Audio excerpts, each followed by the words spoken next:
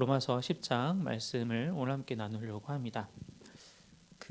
지난달에도 제가 이제 같이 9장 말씀을 나누면서 이제 설명을 드렸었는데, 로마서는 크게 보면은 두 단락으로 나누죠. 그러니까 11장까지 이제 전반부로 많이 보고, 그다음에 12장부터는 이제 후반부로 봐요. 그래서 전반부에서는 바울이 이제 복음에 대한 얘기들을 계속 설명을 다시 하면서 우리가 어떻게 죄인이고 어떻게 구원받았고 하나님이 이를 위해서 어떻게 하셨고 어떻게 계획하셨고 실제로 이를 이루셨는지에 대해서 계속 얘기를 합니다. 그게 이제 그 전반부를 조금 더 나누면은 그게 이제 8장까지의 이야기가 되고, 9장에서 11장까지는 다른 얘기를 잠시 또 한 다음에 12장부터는 그래서 우리가 이제 믿은 사람으로서 어떻게 살아가야 되는지에서 좀 더 이제 구체적으로 하는 게 이제 12장부터가 얘기가 돼요. 그래서 이 가운데 껴있는 그렇지만 여전히 전반부라고 우리가 포함을 하고 있는 9장에서 11장까지는 하나님이 그렇게 일을 하셨는데도 불구하고 이스라엘은 왜 반응하지 못하고 있는가에 대한 얘기들을 9, 10, 11장을 통해서 계속 바울이 얘기를 합니다. 이렇게 추가적으로 바울이 얘기를 하는 이유는 자기 자신이 이제 유대인이기도 하고 자기는 하나님을 온전히 믿고 또 예수를 주님으로 그리스도로 받아들였는데도 불구하고 그래서 자기는 정말 마음 가운데 평안을 얻고, 오전에도 말씀하셨지만 하나님의 은혜가 나에게 족하다는 것을 깨닫고 그렇게 살아가는데, 문제는 자기 동족인 유대인들은 대부분의 유대인들이 당시에는 그러지 못하고 있었기 때문에, 그래서 이제 그것에 대한 너무나도 큰 안타까움에 있어서 이 90, 11장을 계속 이제 연결해서 이제 쓰게 돼요. 그래서 이제 9장에서는 어떤 얘기를 했었냐면은 왜 이스라엘은 그러면 도대체 복음에 반응하지 않는가라고 했을 때 첫 번째 이유로 들었던 것이 하나님께서 세우신 뜻이 있다라고 이제 얘기를 합니다. 그래서 그 얘기를 이제 설명하기 위해서 토기장이와 흙의 비유도 같이 얘기를 하기도 하고요. 이제 그렇게 해서 이제 9장을 마무리 지은 다음에 10장에 와서는 이제 두 번째 이유를 얘기를 하는데, 이제 일단 결론부터 말씀을 드리면, 두 번째 이유는 유대인들, 그러니까 이 당시에 이스라엘 사람들의 무지에서 비롯된 잘못이 있다라는 거예요. 그것 때문에 그들이 복음을 받아들이지 못하고 있다라는 얘기를 이제 10장에서 얘기를 합니다. 9장에서도 이제 전반부에 처음 이제 9장을 시작하면서 자기가 얼마나 자신의 동족인 유대인들을 사랑하는지에 대해서 얘기를 하면서 내가 이들을 위해서라면, 심지어 내가 하나님의 생명책에서 내 이름이 지워진다고 할지라도 나는 이들을 위해서 열심히 기도하고 이들의 그 구원을 위해서 내가 열심히 무언가를 자신을 헌신할 준비가 다 되어 있다라고 이제 9장에서 또 이제 얘기를 해요. 10장에서도 동일하게 이제 얘기를 시작하는데요. 오늘 본문 말씀 10장 1절부터 4절까지의 말씀을 함께 읽도록 하겠습니다. 시작. 형제자매 여러분, 내 마음의 간절한 소원과 내 동족을 위하여 하나님께 드리는 내 기도의 내용은 그들이 구원을 얻는 일입니다. 나는 증언합니다. 그들은 하나님을 섬기는 데 열성이 있습니다. 그러나 그 열성은 올바른 지식에서 생긴 것이 아닙니다. 그들은 하나님의 의를 알지 못하고 자기 자신들의 의를 세우려고 힘을 씀으로써 하나님의 의에는 복종하지 않게 되었습니다. 그러므로 그리스도는 율법의 끝마침이 되셔서 모든 믿는 사람에게 의가 되어 주셨습니다. 자신이 이제 이스라엘 백성들을, 유대인들을 얼마나 사랑하는지에 대해서 이제 얘기를 하면서 동시에 이제 하고 있는 이야기가 무엇이냐면은 그들이 하나님을 향해서 열심히 있다라는 것도 인정을 해요. 얼마나 열심히 있는지. 왜냐하면 그것은 사도 바울이 자신이 경험적으로 이미 알고 있는 이야기예요. 왜냐하면 사도 바울이 회심하기 전에 우리가 사도행전 초반부를 보면은 얘기가 나오잖아요. 사도 바울은 당시에 이제 예수를 주님으로 믿지 못하고 받아들이지 못하고 오직 하나님만 바라보고 메시아는 아직 오지 않았다. 그리고 그 메시아가 만약에 온다면 우리를 이제 로마에서부터도 구원할 것이고 우리를 전혀 다른 민족과 다른 나라들과 전혀 다르게 우리들을 일으켜 세우실 것이다라는 확신이 있었단 말이에요. 그렇기 때문에 예수라고 하는, 그리고 이미 십자가에서 못 박혀 죽은 그 예수를 위해서는 자신이 그렇게 생각할 수 없어서 그 예수를 주님으로 믿고 따르는 사람들을 여기저기 찾아가서 진짜 열심히 핍박을 했었잖아요. 그죠? 자기가 얼마나 열성이 있는 사람이었는지 다 자기 스스로 이제 경험적으로 알고 있다라는 거죠. 자기만 그런 것은 아니었겠죠. 당시에 그렇게 유대인들 중에는 그만큼 열심히 있는 사람들이 많이 있었다라는 것이고, 그래서 유대인들이 하나님을 향해서 열심히 있다라는 것에 대해서는 그건 확실히 자신이 알고 있고 그는 이것을 인정을 합니다. 근데 문제는 뭐냐면은 그 열심만 있었고 지식은 없었다라는 거예요. 하나님의 뜻에 대한 올바른 지식은 없는 상태에서 열심만 있다 보니까 다 제각각의 방향으로 자기가 생각했을 때 옳다라고 생각하는 방향으로만 열심히 있었던 것이지 하나님이 원하시는 방향으로는 열심히 없었다라는 것이죠. 그래서 잠언에서도 이제 이렇게 얘기를 하죠. 잠언 19장 2절 말씀입니다. 시작. 지식이 없는 열심은 좋은 것이라 할 수 없고 너무 서둘러도 발을 헛디딘다. 방향을 알지 못하고 열심히만 달려가면 헛디딜 수밖에 없어요. 눈앞에 그냥 걸림돌이 될 수 있는 큰 돌이 있는지, 눈앞이 낭떠러지인지 그런 걸 신경 안 쓰고 그냥 달리기만 하면은, 방향을 신경 쓰지 않고 달리기만 하면은 떨어지고 넘어지고 굴러가게 되고 결국 그런 열심은 아무런 소용이 없다라는 겁니다. 하나님께서 원하시는 것이 무엇인지, 하나님이 어디를 바라보고 계시는지 알지 못하고 그것에 대한 지식 없이 단순히 종교적인 열심만 있어서는 그냥 광신도에 불과하다는 거예요. 사도 바울의 표현이 그렇습니다. 그래서 그들은 하나님의 의를 모르고 있었다라고 사도 바울은 심지어 여기까지 표현을 해요. 유대인들에게 너희는 하나님의 의를 몰라. 하나님이 생각하시는 정의가 공의가 뜻이 무엇인지 너희는 몰라 라고 얘기를 해요. 만약에 이 이야기를 유대인들이 면전에서 들었으면 참 어이없네 라고 얘기하겠죠. 왜냐? 유대인들은 어떤 사람들이죠? 이미 사도 바울이 이전에서 로마서 이전에서 다 표현했다시피 율법을 받은 사람들이잖아요. 자기들은 모세를 통해서 이제 하나님께로부터 받은 그 율법에 대한 정말 완벽한 자부심이 있었어요. 물론 율법은 또 율법 자체로 완벽하기도 하지만 유대인들은 자기들이 그걸 받았다는 것에 대해서 아주 큰 자부심이 있었단 말이에요. 그래서 문제는 무엇이냐? 이 율법을 받은 자들로서 자기들이 유대인들이 율법에 대해서 순종해야겠다. 그리고 이 순종하는 것, 이 언약에 대한 충성, 이것이 하나님께서 원하시는 것이다 라고까지 이해하는 것은 맞게 본 거예요. 유대인들은 거기까지는 맞게 봤어요. 그런데 문제는 뭐냐면은 율법 중에서 자기들이 무엇을 더 신경 써서 지켜야 되는가에 대해서는 잘못 봤다라는 거예요. 무엇이냐? 당시의 유대인들은 예수님 시대의 유대인들은, 사도 바울 시대의 유대인들은 그 율법 중에서도 특히 남들과, 즉 이방인들과 구별될 수 있는 그런 조항들에 특별히 더 신경 쓴다는 겁니다. 할례, 안식일 준수, 음식 규정 혹은 의식상의 정결 등에 대해서 그런 부분에 대해서 치중하면서 나는 남들과 다르다라는 것을 돋보이려고 하는 그것에 집중하게 되었다는 것이죠. 근데 그렇게 율법을 이해하게 되면, 율법에 오직 그런 내용만 있는 게 아니잖아요. 율법을 그렇게만 이해하다 보니까 피상적으로, 그리고 너무나 민족주의적으로만 그것을 이해했다라는 것입니다. 그래서 자기들만 율법을 받았기 때문에, 말 그대로 자기들만 선택된 민족이기 때문에 이방인들은 전혀 거기에 들어올 수 없다. 그러니까 이방인에게는 아예 구원이 없다라고 그렇게 선언을 해버린 것이죠.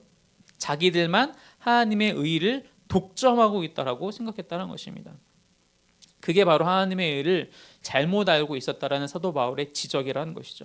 그래서 사도 바울은 그래서 그리스도께서 오셔서 율법의 마침이 되었다라고 사도 바울이 그렇게 얘기를 하는 겁니다. 여기서 말하는 율법의 마침이라는 것은 모든 율법을 다 통째로 한 예수님께서 오셔서 폐지시키셨다는 것이 아니라 구원에 이르는 길로서 사용되는 율법의 그 수단, 그것에 마침이 되어졌다는 거예요. 예수님께서 오심으로써 율법으로는 구원받을 수 없다라는 거예요. 구원받을 수 없다. 즉 율법이 갖고 있는 그 목적 중에 이 구원으로서의 목적은 폐지되었다. 그것을 이제 사도 바울이 이제 얘기를 하게 되는 것입니다. 결국 유대인들은 하나님의 뜻을 제대로 알지 못했고 그 지식을 쫓으려는 생각이 없었고, 그래서 자신들의 생각대로 자신들 마음대로 율법을 해석해서 이것을 지키면 나는 구원받겠다라고 하는 그 방식 때문에 하나님의 의를 몰랐고, 그래서 결국에는 이것이 아니라 하나님께서 말씀하신 것이 아니라 자신들의 의를, 그러니까 하나님의 의를 구하려고 하는 것이 아니라 자기 스스로의 의를 세우려고 힘썼다라는 것입니다. 그래서 사도 바울은 이 두 가지, 즉 하나님께서 우리에게 하나님의 의를 소개하시는 것과 또 사람이 당시에 이제 유대인들이 하나님의 의를 알지 못해서 그래서 자신의 의를 세우려고 하는 것, 이 두 가지를 이제 조금 더 구체적으로 비교합니다. 본문 말씀 5절에서 13절까지 말씀입니다. 함께 읽겠습니다. 시작. 모세는 율법에 근거한 의를 두고 기록하기를 율법을 행한 사람은 그것으로 살 것이다 하였습니다. 그러나 믿음에 근거한 의를 두고는 이렇게 말합니다. 너는 마음속으로 누가 하늘에 올라갈 것이냐 하고 말하지 말아라. 그것은 그리스도를 끌어내리는 것입니다. 또 누가 지옥에 내려갈 것이냐 하고 말하지도 말아라. 그것은 그리스도를 죽은 사람들 가운데서 끌어올리는 것입니다. 그러면 그것은 무엇을 뜻합니까? 하나님의 말씀은 내게 가까이 있다, 내 입에 있고 내 마음에 있다 하는 말씀이 있습니다. 이것은 우리가 전파하는 믿음의 말씀입니다. 당신이 만일 예수는 주님이라고 입으로 고백하고 하나님께서 그를 죽은 사람들 가운데서 살리신 것을 마음으로 믿으면 구원을 얻을 것입니다. 사람은 마음으로 믿어서 의에 이르고 입으로 고백해서 구원에 이르게 됩니다. 성경은 그를 믿는 사람은 누구나 부끄러움을 당하지 않을 것이다 라고 말합니다. 유대 사람이나 그리스 사람이나 차별이 없습니다. 그는 모든 사람에게 똑같이 주님이 되어주시고 그를 부르는 모든 사람에게 풍성한 은혜를 내려주십니다. 주님의 이름을 부르는 사람은 누구든지 구원을 얻을 것입니다. 사도 바울이 이제 그래서 이 구원에 이르는 또 그리고 하나님의 의에 이르는 두 가지 길을 이제 얘기를 하는데, 그 두 가지를 모두 구약에서 모세의 말에서 인용을 해요. 그러니까 하나님의 의에 이르는 율법으로 이르는 길과 믿음으로 이르는 길을 설명하기 위해서 둘 다 모세에게서 인용을 해요. 첫 번째는 레위기 18장 5절에서 인용을 하는데요. 한번 읽어볼게요. 시작. 그러므로 너희는 내가 세운 규례와 내가 명한 법도를 지켜라. 어떤 사람이든 이것을 지키기만 하면 그것으로 그 사람이 살 수 있다. 나는 주다. 하나님께서 모세를 통해서 이스라엘 백성들에게 율법을 주시면서 저렇게 말씀을 하셨다라는 거예요. 이것을 지키기만 하면 구원에 이른다라는 겁니다. 당시에는 이게 전부였어요. 그죠? 근데 이렇게 그래서 사도 바울도 그래서 레위기 이 말씀을 인용하면서 율법에 순종함으로써 구원에 이를 수 있다라고 이르는 것이다라고 얘기를 했단 말이죠. 그런데 이제 이것은 더 이상 통용되지가 않게 되었죠. 왜냐하면 우리는 그 뒤로 경험적으로 이스라엘의 역사 혹은 우리 모든 사람들의 경험에 비추어 봤을 때 그것이 불가능하다는 것을 알고 있어요. 그래서 사도 바울은 그래서 갈라디아서에서도 또 다른 서신서들에서도 이렇게 해서 하나님 앞에 의롭게 된 사람이 없다라고 정확하게 얘기를 해요.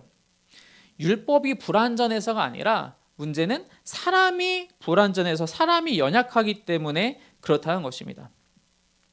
사람이 그 율법을 순종하는데 100% 순종하는데 성공한 사람이 아무도 없기 때문이라는 거예요. 그렇기 때문에 우리는 다 지킬 수가 없었고 당연히 우리는 우리 스스로의 죄의 문제를 해결할 수가 없었고 그래서 그 죄의 저주에서 사망해서 우리 스스로의 힘으로 벗어날 수 있는 사람이 아무도 없었다라는 것이죠. 그래서 아까 바로 앞에 전반부에서도 그것을 위해서 우리 스스로의 힘으로 할 수 없기 때문에 예수 그리스도께서 오셔서 율법의 마침이 되어주셨다라는 것이죠.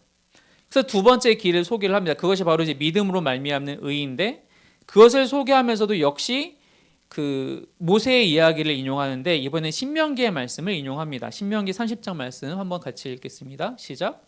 오늘 내가 당신들에게 내리는 이 명령은 당신들이 실천하기 어려운 것도 아니고 당신들의 능력이 미치지 못하는 것도 아닙니다.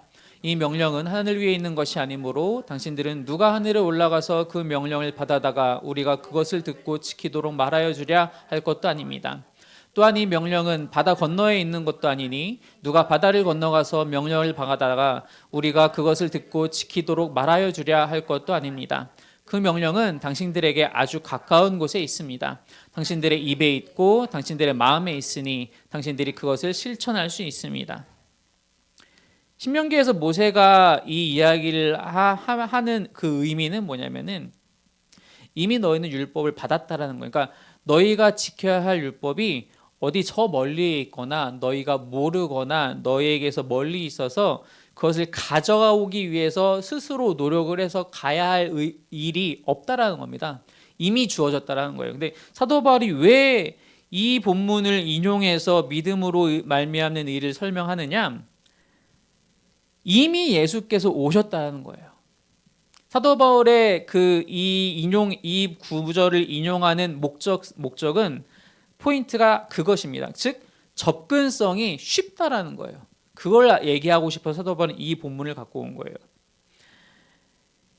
우리가 더 이상 나의 구원을 위해서 내가 무언가 열심히 노력해서 찾아 헤매고 노력하고 해야 할 것이 아니라 이미 예수님께서는 우리 가운데 오셨고 우리의 죄의 문제를 해결하기 위해서 이미 십자가에서 돌아가셨고 그리고 그것을 극복하셔서 죄를 완전히 짓밟기 위해서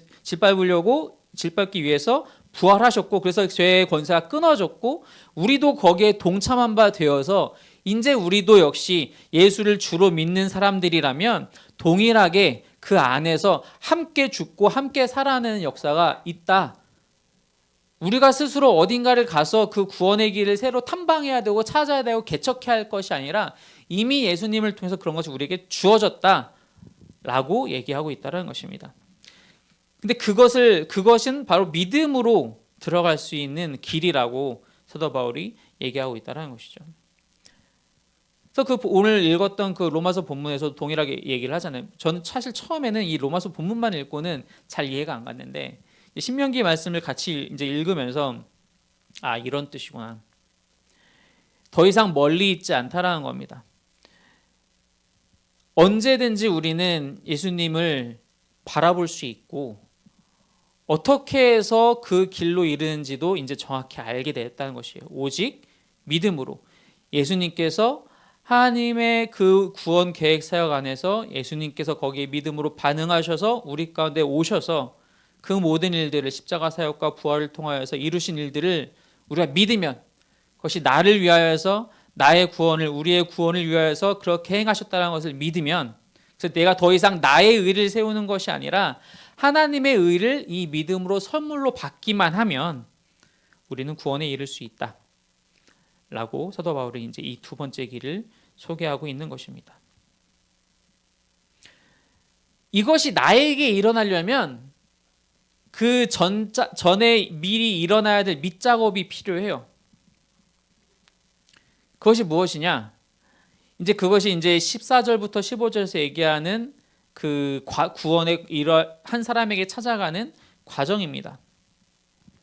14절 15절 한번 같이 읽어보겠습니다. 시작. 그런데 자기들이 믿은 적이 없는 분을 어떻게 부를 수 있겠습니까?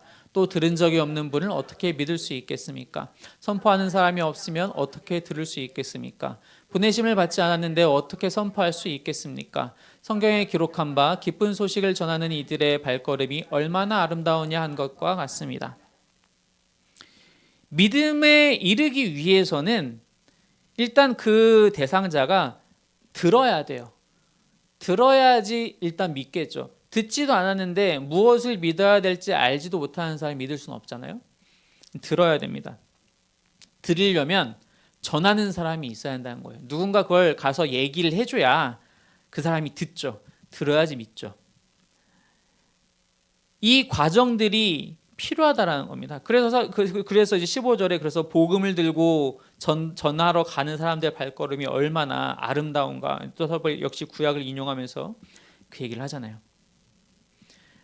누군가가 구원의 길, 그 믿음으로 말미암는 그 구원의 길에 들어가기 위해서는 들어야 하고 들으려면 전해야 하고 그 전하는 사람들이 분명히 필요하다는 것이죠.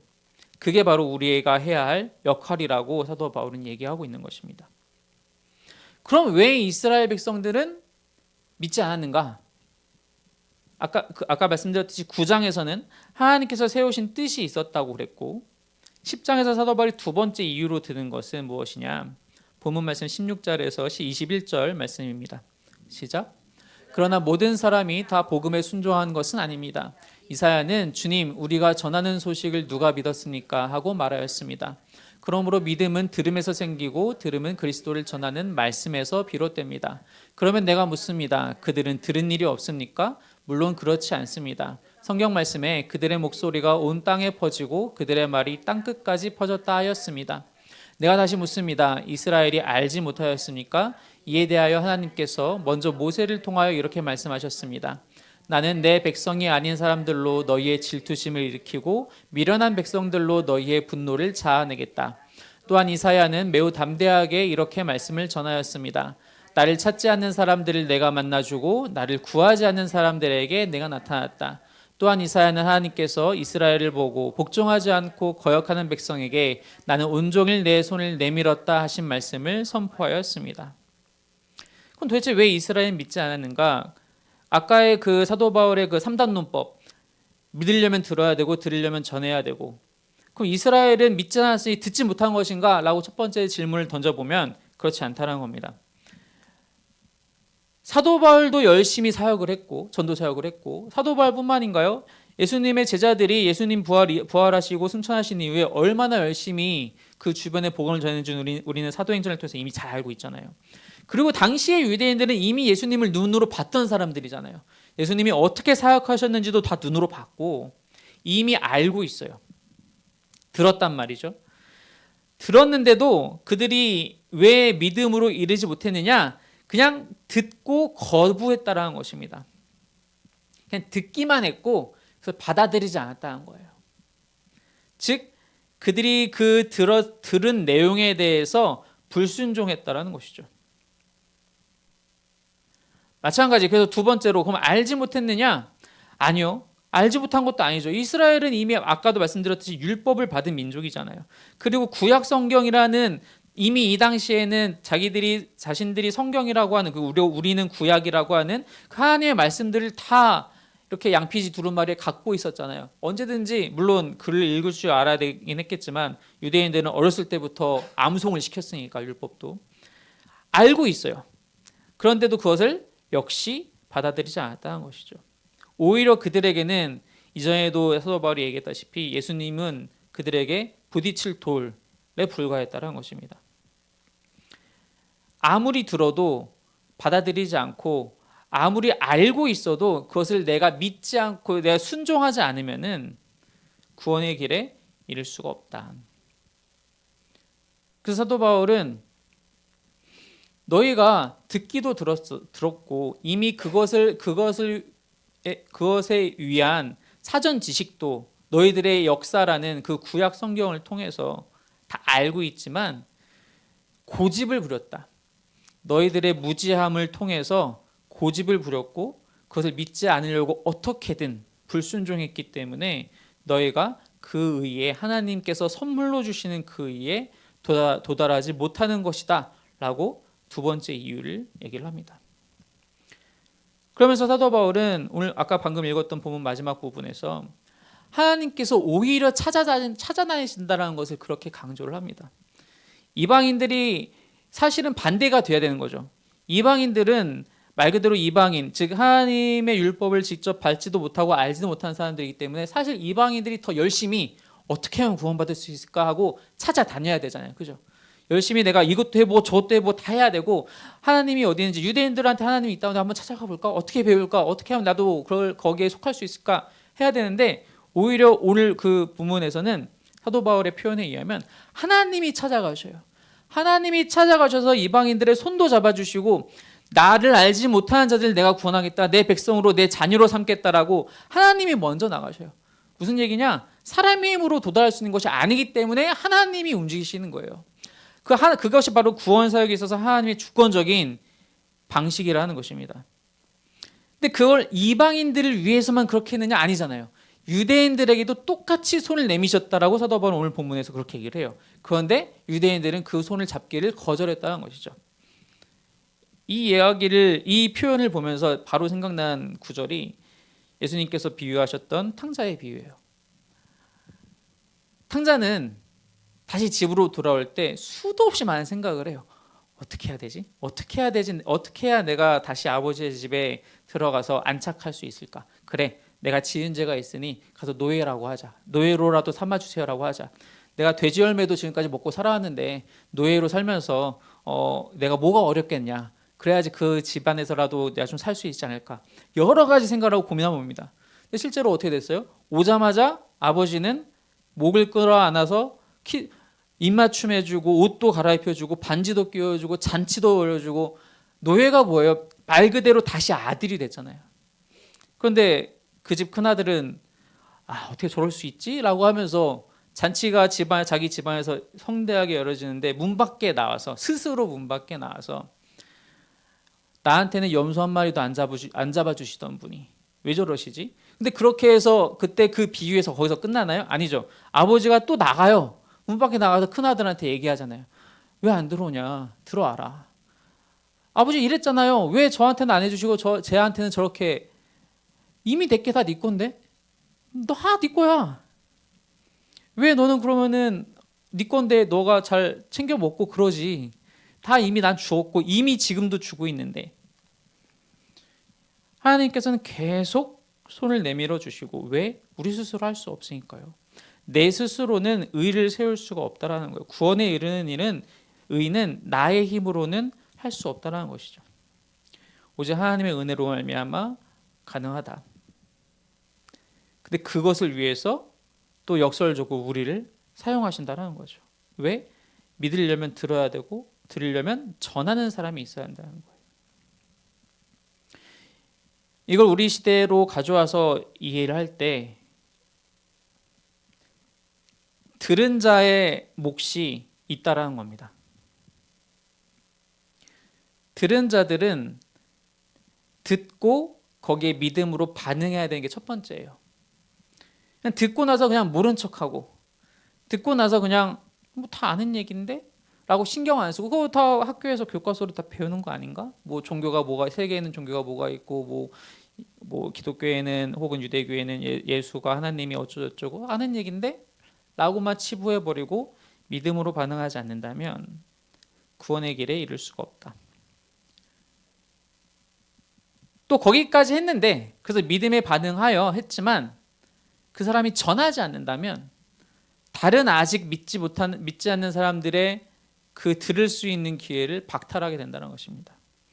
여기 앉아 계신 분들 모두는 저를 포함해서 다 이미 듣고 반응한 사람들이잖아요. 그럼 우리가 해야 할 일이 있다는 겁니다. 이미 먼저 들은 자들로서 우리가 해야 할 일이 있다는 거예요. 이미 우리는 믿음으로 반응해서 이 자리에 앉아 있다면 또 우리가 해야 할 일은 열심히 전해야 한다는 것이죠. 그래서 아직 듣지 못한 자, 들었지만 믿지 못하는 자를 위해서 계속 전해야 그들이 이제 믿음의 길로, 구원의 길로 들어갈 수 있게 된다는 것입니다. 그래서 여기까지 얘기를 하고 나가서 우리 복음 전도 열심히 합시다라고 하면 사실 좀 막막해요. 왜냐하면 방금도 말씀드렸다시피 사실 이제 전 세계를 기준으로 보면은 정말 깊고 깊은 오직에서 문명과 단절되어 있는 곳 아니면 안 들어본 사람은 거의 없을 거예요. 우리나라만 생각해봐도 들어보지 못한 사람이 있다라고 상상하기 쉽지 않아요. 그죠? 말씀드린 대로 이미 우리는 어렸을 때 학교에서 교과서로 사회교과서에서 다 배우거든요. 무슨 종교가 있다. 기독교에는 이런 얘기를 한다. 다 알고는 있어요. 그럼 우리는 그럼 도대체 어떻게 전해야 하는가? 그러니까 전하는 것을 당연하다고 생각한다면 이제 어떻게 전해야지 생각해 봐야 되는데 우리가 이제 선교지에 가게 되면 보통 어떻게 전하게 되냐면은 그들에게 필요한 것이 뭔지를 먼저 살펴요. 왜냐면은 굶주려서 아무것도 할 수 없는 사람들에게는 일단 먹여서 살려놓고 그리고 복음을 전해요. 추위에 벌벌 떠는 사람들한테는 옷을 입혀놓고 혹은 집을 지어주고 그리고 복음을 전해요. 그들이 필요한 것이 무엇인지를 먼저 파악하고 그것에 맞춰서 적용을 하고 그리고 복음을 전해요. 그렇게 하는 이유는 우리가 돈이 많아서라기보다는 우리가 이렇게 하는 것을 통해서 하나님의 사랑을 같이 나누는 거예요. 그래서 그들이 하나님의 사랑을 먼저 체험적으로 알고, 그래서 말씀이 들어갔을 때 이렇게 하나님의 사랑을 우리가 받을 수 있구나, 이런 사람들은 이렇게 하나님의 사랑을 스스로 실천하는구나, 그렇게 해서 말씀이 들어가서 복음이 들어가서 믿을 수 있게 도와주는 거죠. 그럼 우리가 이제 대한민국 사회에서는 어떻게 그걸 해야 할 것인가? 여전히 우리 주변에는 필요가 가득한 사람들이, 필요가 많은 사람들이 여전히 있다라는 거예요. 우리가 지금 많이 경제 성장도 했고 뭐 세계 몇 위권에 든다라고는 얘기하지만 여전히 우리 사회 안에는 약하고 소외된 자들이 여전히 많이 있다는 것입니다. 우리가 그들에게 나아갈 때에는 단순히 입술로만 나아가는 것이 아니라 우리 마음을 다해서 나아가야 한다는 것이죠. 우리가 받은 사랑을 함께 나누면서 나가야 한다는 것입니다. 그래서 그들의 필요를 먼저 같이 고민하고, 내가 채울 수 있는 부분이라면 채워주고, 채울 수 없는 부분이라면 또 함께 기도하면서 그들을 위로하고 그들의 이야기를 들어주고, 그래서 그들의 마음을 열고, 또 그리고 나서 그들에게 하나님의 사랑을 증거하고 그렇게 복음을 증거하면서 전해야 한다는 것입니다. 오늘은 12구 참사 1주기 되는 날이에요. 1년 전에도 많은 사람들이 들려도 듣지 않은 척했고, 들어도 못 들은 척하고 모른 척하고, 들은 다음에 행하지 않아서 많은 사람들이 죽었습니다. 1년이 지났지만 여전히 우리 사회에서는 소외된 사람들을 위해서 들으려고 하는 사람들이 많지 않아요. 그들의 이야기를 들어주고 필요가 무엇인지 알아주고, 그렇게 하나님의 사랑을 전하면서 우리가 먼저 들은 자들로서 전달하는 자로서의 의무를 다하게 되는, 그래서 하나님의 나라를 세울 수 있는 저 여러분들이 되시기를 주님 이름으로 축원합니다. 함께 기도하겠습니다.